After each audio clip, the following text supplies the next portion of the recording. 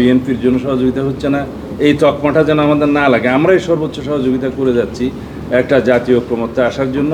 এবং একটা কথা বললেন না, এবং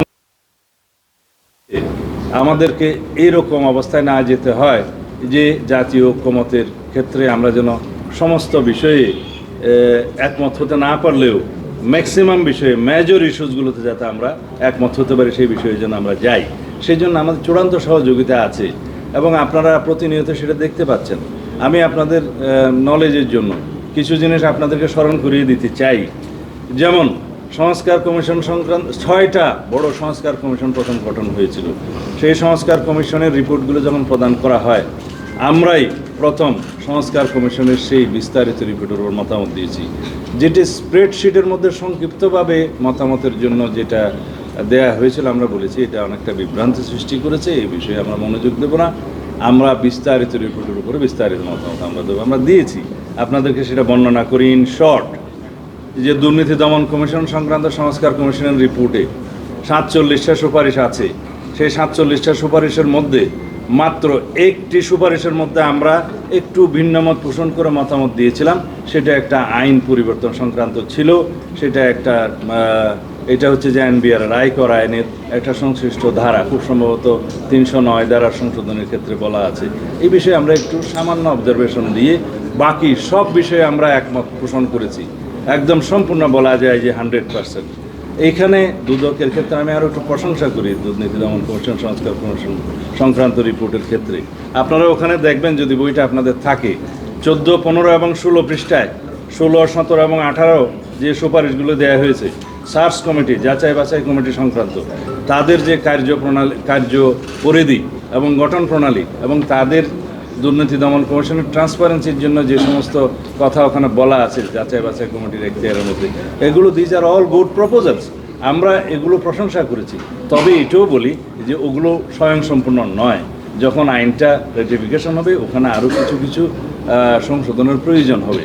এবং ওভারঅল কথা হচ্ছে যে আমরা একটা জবাবদিহিমূলক, স্বচ্ছতামূলক এবং এটাকে, এগুলো ইংরেজিতে বললেই বোধহয় ভালো, এবং মানে খুব ট্রান্সপারেন্ট, অ্যাকাউন্টেবল এবং একটা স্ট্রং দুর্নীতি দমন কমিশন আমরা চাই, যেখানে তাদের জবাবদিহিতা থাকবে, তাদের স্বচ্ছতা থাকবে এবং তারা সময়ে সময়ে তাদের কার্যক্রম সম্পর্কে জনগণকে অভিহিত করবে, জনগণ জানবে। আগে যেমন এই দুর্নীতি দমন কমিশনকে একটা মানে বিরোধী দল দমনের হাতিয়ারে পরিণত করেছিল, সেরকম যেন আমরা ভবিষ্যতে না দেখি। প্রশাসন সংক্রান্ত সংস্কার কমিশনের যে রিপোর্ট, সেই রিপোর্টে আপনারা দেখবেন মোট 17টা অধ্যায়ে 208টি সুপারিশ দেওয়া হয়েছে। তার মধ্যে আমরা মোটামুটি 127টির ব্যাপারে আমাদের সম্পূর্ণ মতামত প্রদর্শন করেছি। আর বাকি থাকলো কয়টা? মাত্র 21টা। সেই 21টার মধ্যে 16টার মধ্যে আমরা একটু মতামত সহ ভিন্নমত পোষণ করেছি, বাকি শুধুমাত্র কয়েকটাতে। টানা 7মবারের মতো বেস্ট টিস্যু পেপার ব্র্যান্ড হিসেবে স্বীকৃতি পেয়েছে বসুন্ধরা টিস্যু। আমরা একমত হতে পারিনি, সেগুলো একটু ডিফেক্টিভ ছিল, সেটা তাদেরকে জিজ্ঞেস করলেই হবে। তারা যেমন বিভিন্ন প্রদেশ করতে বলেছে, সেটার সাথে জাতীয়ভাবে কেউ এটা মেনে নেয় নাই, কারণ আমাদের এখানে প্রদেশের যে ধারণা সেটা ঠিক নয়। বিভাগের ব্যাপারে কোনো কথা বলেছে, সেটা অযৌক্তিকভাবে বলেছে। যাই হোক, এগুলো আমি বিস্তারিত এখানে যাব না। আরেকটা কমিশন হচ্ছে বিচার বিভাগীয় কমিশন, বিচার বিভাগ সংক্রান্ত কমিশন। এই ক্ষেত্রে 28টা অধ্যায়ের মধ্যে আমরা যে গুরুত্বপূর্ণ সুপারিশগুলো দেখেছি, মোট 89 রিকমেন্ডেশনস আমরা তাদের পেয়েছি। তার মধ্যে বলা যায় সরাসরি 62টা রিকমেন্ডেশনের আমরা যেহেতু লিখিত জবাব দিচ্ছি, আপনারা পরীক্ষা করতে পারবেন, এগুলো পাবলিক ডকুমেন্ট হিসেবে তাদের কাছে আছে। 62টা রিকমেন্ডেশনের ব্যাপারে আমরা সরাসরি ইয়েস বলেছি যে আমরা সম্মত। কিন্তু বিচার বিভাগ সংস্কারের আপার বডি এবং কনস্টিটিউশনালের যে সমস্ত বিধান সংস্কার করা দরকার for the complete independence of the judiciary, সেই সমস্ত সকল ক্ষেত্রে আমরা একমত। শুধুমাত্র লোয়ার জুডিশিয়ারির কিছু কিছু প্রসিডিউরাল ক্ষেত্রে, এবং যেমন আপনারা জানেন যে প্রসিকিউশন সার্ভিস সহ আরও কিছু কিছু সার্ভিস ইন্ট্রোডিউস করার ক্ষেত্রে আমাদের কিছু কিছু মতামত সহ ভিন্ন মতামত আছে, সেটা আমরা দিয়েছি এবং সেগুলোর সংখ্যা খুবই কম। সেটা মাত্র 18টি বিষয়ে আমরা ভিন্নমত সহ মতামত দিয়েছি। শুধুমাত্র আংশিকভাবে একমত হয়েছি কয়েকটায়। বলা যায় যে এগুলো সবই এখন ওয়ার্কেবল, এখন সবগুলোই আমরা অনুমোদন করেছি বলা যায়। এরপরে নির্বাচনী ব্যবস্থা সংস্কার সংক্রান্ত রিপোর্ট দিয়ে কিছু কাল্পনিক সুপারিশমালা ছিল এবং যেগুলো কিছু কিছু আছে যে রিপিটেশন ছিল এবং কিছু কিছু বিষয়ে তাদের হয়তো বা অভিজ্ঞতার স্বল্পতার কারণে এমন কিছু জিনিস সাজেস্ট করেছে যেটা নির্বাচন কমিশনের স্বাধীনতার সাথে একটু কনফ্লিক্ট করে, সাংঘর্ষিক।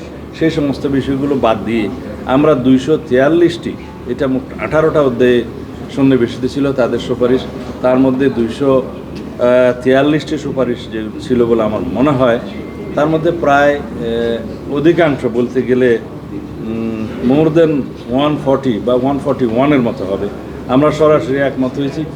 বাকি বিষয়গুলো এগুলো খুবই ছোটোখাটো বিষয়। এই বিষয়গুলো হচ্ছে আরপিইউ, ডিলিমিটেশন অ্যাক্ট, ভোটার তালিকা নিবন্ধনী অ্যাক্ট, অবজারভার নিয়োগের অ্যাক্ট এবং এই সমস্ত কত অ্যাক্ট আছে জানেন? আমি পেয়েছি 17টার মধ্যে বিধিমালা, নীতিমালা সহ এবং অবজারভার নিয়োগ সংক্রান্ত সহ এগুলো সব সন্নিবেশিত করলে 18টা 19টা হয়। তবে আমি প্রধানতম দেখেছি 13টা। ওর মধ্যে সংবিধানে কিছু প্রভিশনস আছে, আপনারা জানেন যে 118 থেকে শুরু করে 126 পর্যন্ত খুব সম্ভবত এটা এর ভিতরে আছে সংবিধান সংক্রান্ত নির্বাচন কমিশনের। বাকিগুলোর মধ্যে 12টা আইন আছে, সেই আইনের মধ্যে আরপিওটা হচ্ছে প্রধান। এই যেমন ডিলিমিটেশন অ্যাক্ট নিয়ে আপনারা কথা বললেন, ইটস অ্যামেন্ডেড আপ টু 2025। এইভাবেই সমস্ত বিষয়ে নির্বাচন কমিশনে দেখা যায় একটা আইন আছে। সেই জন্য আমরা একটা ম্যানুয়াল হাতে নিয়েছি যে এই আইনগুলো সবগুলো একটা ম্যানুয়ালতে দেন, তাহলে পরে সুবিধা হয়। আমরা নিজেরাই কালেকশন করেছি। তো এইগুলোর বিষয়ে অসংখ্য আইনের মধ্যে ছোট ছোট সংশোধনীর প্রস্তাব আমরা করেছি, তারাও করেছে।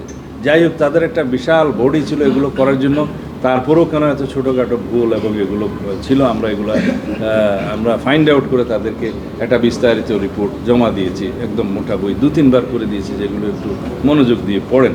তো এইখানে আমাদের সর্বোচ্চ সহযোগিতা আছে এবং থাকবে।